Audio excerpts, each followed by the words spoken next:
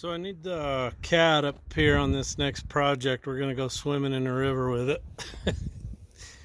So air filter indicator's plugged up.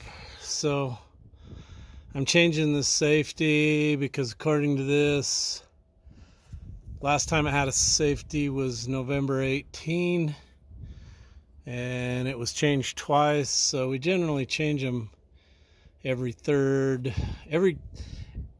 time you change the filter, we mark it 1, 2, 3. On the third time, we change the safety. So it's old and she's due for a change. So the safety, the secondary and the primary will get changed now. It'd be cool if I found a D9H box. Then I could go with the newer style. So I don't have to undo all these bolts up here to get the safety out. Can't even remember what they call those air filters. Radial seal, that's it. Our scrapers, rear engine and the scrapers have all been converted over to radial seals. And I could probably, if I found a D9H or a 631D or E housing, I could probably change up the front engines on the scrapers too. And when I change these, I always check for any white dirt contamination in there, make sure where the gasket seal is good and that we don't have any dirt coming around this. Anyway, it looks and feels good and clean, so put another one in and go. That's why they call it a safety. So I want to show you what a safety does. See that? Look at the dirt coming out of it. So apparently I ran it a little bit too long and probably started sucking dirt. That thing weighs a ton. That is super heavy. So between running them too long and pulling some dirt around the seal, every time you change a filter, you get a certain amount of dirt in them. And safeties are no different. Look at that. She's full of dirt. So ran it too long before I changed the primary.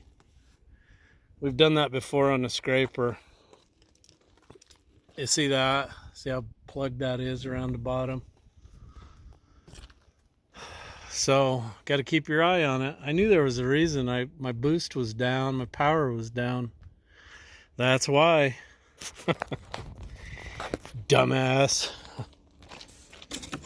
There's a brand new one. So we're going back in. I have a Fleet Guard safety left over. When my brother, get it out of here. When my brother was parts manager at the Case IH dealer, I got all my filters through them because they sold so many Fleet Guard filters. I got a super good deal. Cat couldn't even come close, but Richard don't work at the Pioneer anymore, so I got to get them from Cat, which is fine. That's where I got to get them. That's where I got to get them. I mean, at the Pioneer, he always stocked them for me. Always had them in stock. So all I had to do was go 5 miles to get new ones. Now I got to go 35 miles. So what you do is you set it inside this cage, line up the holes, then slide it in on the studs.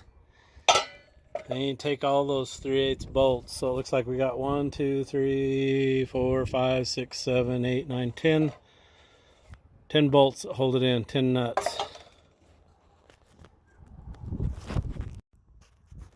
I got all the nuts, lock washers on. What it takes is a really long 3/8 extension, a deep socket, and then another fairly good sized extension to snug these up. That's why radial seals are an awesome invention. Awesome invention.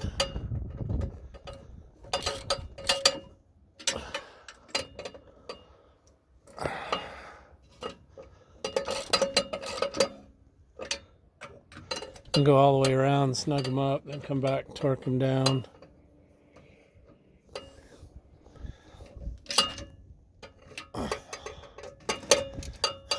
You don't want to watch all that, do you?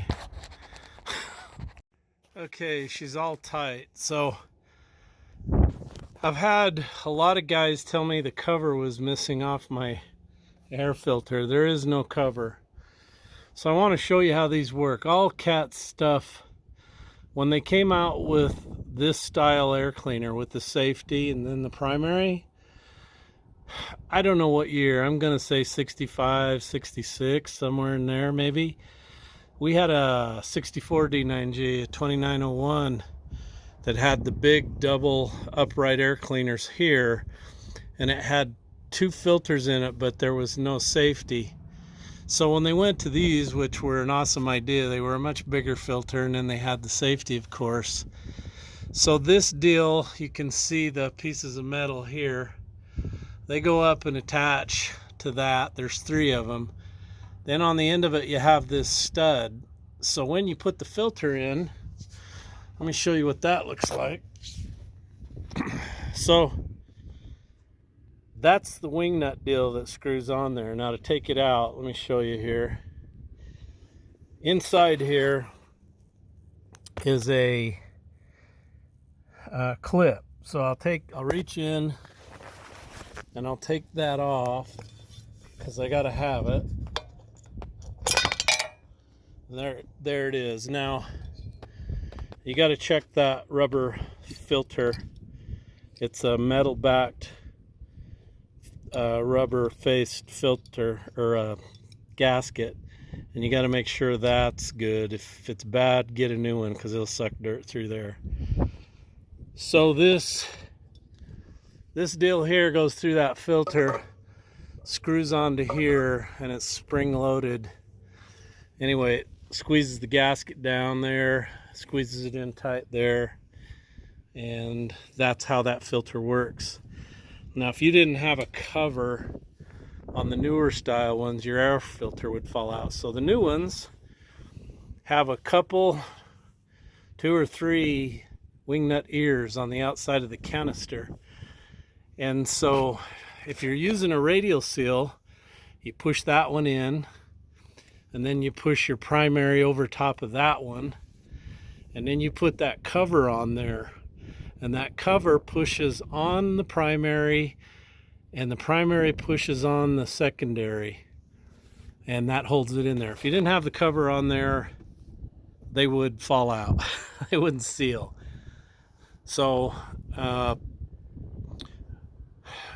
all the D9Gs that I know of had this style. When they went to the H, they changed it. Now maybe some of the last D9Gs had the H style on there. That I don't know. But I think when they went to the H, that's when they went to the newer fuel system, different type of governor deal on top. It's actually a shitty governor. It's just like what's in the front engines of the scraper. It's very small. It was cheaper for them to build. They wore out all the time, and you end up overhauling them a lot. These kind of governors, they'll go 20, 30, 40,000 hours, never touch them. That was a fiddle-free fuel system right there. That massive setup lasted longer than the engine. So there's your lesson on Cat air filters. Once they went to the H's and the 631Ds and all the newer stuff, they had the lid on them. Now the funny thing is the smaller engines, 3306, have that cover set up. So I don't know, maybe Cat just said, hey, let's use all these that we've got in stock manufactured, then we'll change over to the other style. I don't know. Maybe somebody that worked at Cat or knows that stuff could explain that in the comment section below. Now, we got one more thing to do I can waste your time on. Let me get it out. Oh, there we go. So I got this great big old Sharpie marker. So what I do is I will write 10, 20, and I'll write new, And then each time I change it, I'll make a mark here. Now, when I want to get rid of these, I can either just smear them out or I go get some paint thinner, take them off. And then on the new filter, I'll write the date on that. So whether they're plugged up or not, we like to get rid of them at least every year. Before I put the filters in, I like to look into them and see if I can see daylight. And I want to show you this. And this is why I don't think cat filters are any better than anybody else's. See, you can see nothing there. But when I turn this side around to the sun, look at all the pleats that are pulled apart. This is a genuine cat filter. And you can see on the outside how badly spaced they are. And you can see the pleat right there where they join them. And right there, it looks like it's trying to come apart. So, I don't know. That's why I always spend the time and really look things over, because nobody makes anything worth a tinker's dam anymore. You'd like to trust stuff and just put it in, but it don't seem to work that way.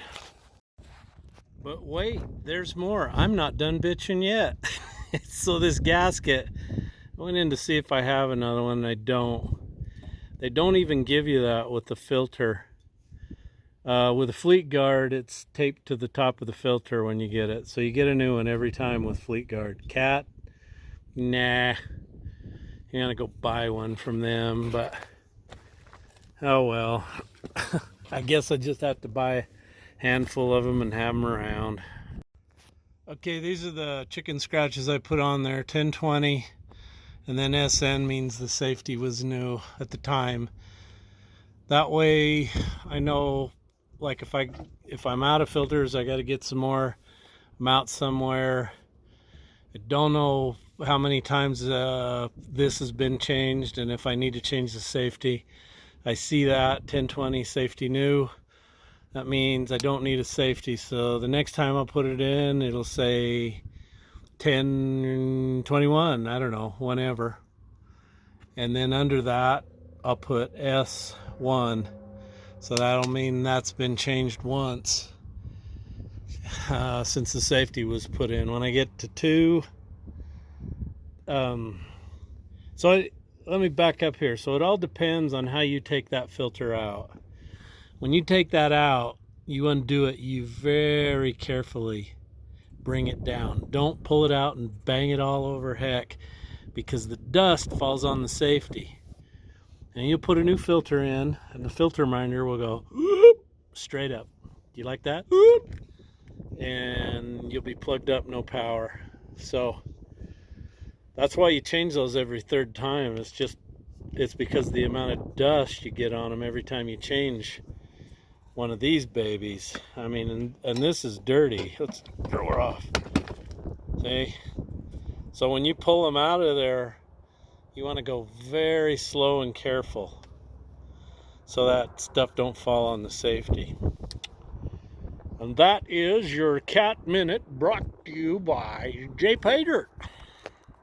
So let me show you my filter indicator. This is a good one. These are the old style ones. I can't remember if I got that from Cat or not, but I like these. They're a good one. There we go. Back to 0. So, like Elvis says, you can do anything you want, but don't shit on my Switchblade turbocharger. That pisses me off right there. Don't you crap on my Switchblade turbo. Oh, I probably shouldn't say anything, so I won't. There's some new and exciting technology coming out from Blaylock Turbos concerning the Switchblade. I can hardly contain myself. So I've been listening to Frank and Alex go on about their great sound and wonderful dozers. I want to show you what's a good dozer here.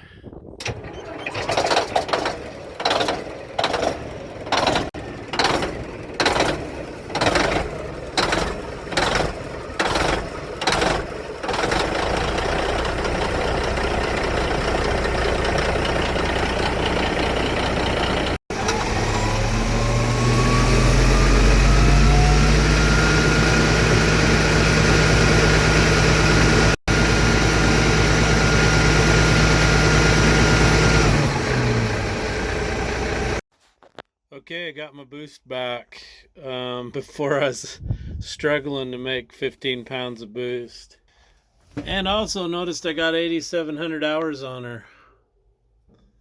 8,746 hours since I rebuilt this thing. I had the engine out, have sandblasted it, painted it, fixed all the hydraulics, tank off, put this cab on, built new fenders. And now it needs an undercarriage, and I've been having trouble with the engine ever since I had a guy overhaul it. I've lost water pump after water pump after water pump. Anyway, all those failures I think have ground up the crank bearings, so oil pressure ain't real good anymore. But my buddy Dean Schatz over in Gillette says I can pick up a D11N real cheap. Should I buy a D11? I mean, it was so cheap, I thought all I'd have to do is use it on one job, and then I could just paint it and park it in the yard, man.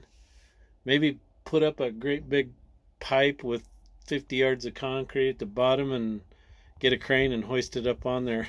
I'm sure the neighbors would love that.